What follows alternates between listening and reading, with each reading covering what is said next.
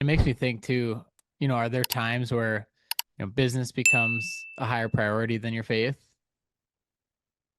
Yeah, that's happened. Yeah. How do you feel about that? Sad about it, I'd say. I mean, I think I need to change it. Yeah. Yeah, I should change it. I should.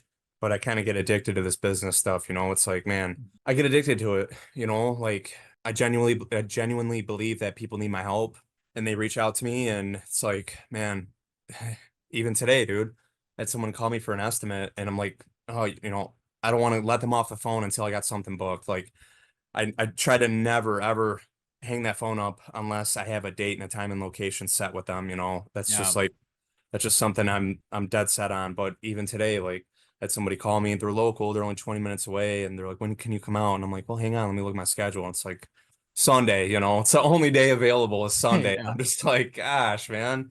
I'm like, all right, can you do Sunday at 5 o'clock? You know what I Yeah. mean? It's just like he's so close and I try to justify it. But yeah, I mean, yeah, I would definitely say that business has been a higher priority Hmm. unintentionally for me lately. But I Yeah. want that to change.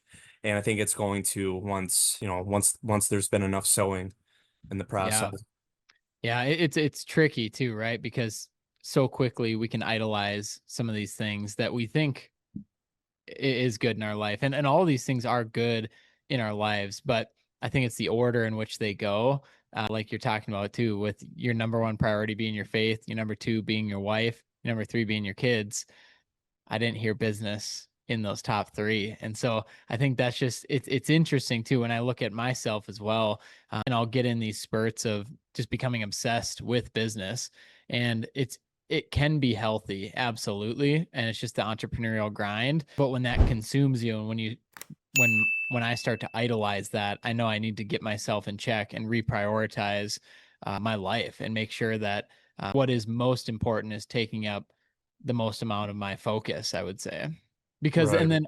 then to be fair as well, the more you and I focus on our faith in Jesus, seemingly he will provide with our business, or he will make sure that we're going down the path we need to go down. And we can see that so much clearer.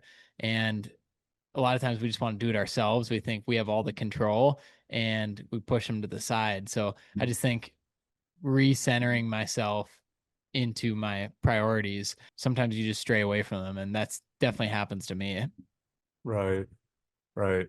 It's easy to say what my priorities are, but like what I say my priorities are what I want them to be. But sometimes what actually happens is a little bit different, and I'm trying to, I don't know, I guess make myself feel comfortable with it because I'm doing it for, it's not like I'm involved in sin.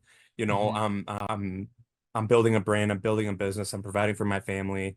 I'm praying over people at jobs. I preach to people, not at every job, but it happens. I have the opportunity to preach the gospel to people, Hmm. which is bigger than anything. I mean, who cares about anything other than that? And that stance, it's obviously, you know, important to God, to do that. So I try to justify it like, oh, I'm doing a good thing. And I know I am. I'm helping people and it's good activity. It's healthy activity, but definitely could use a check-in and, to realign myself. But it's addicting, dude. Like when you're so good at something and people pay you for it, like it's a hard valve to close. Yeah.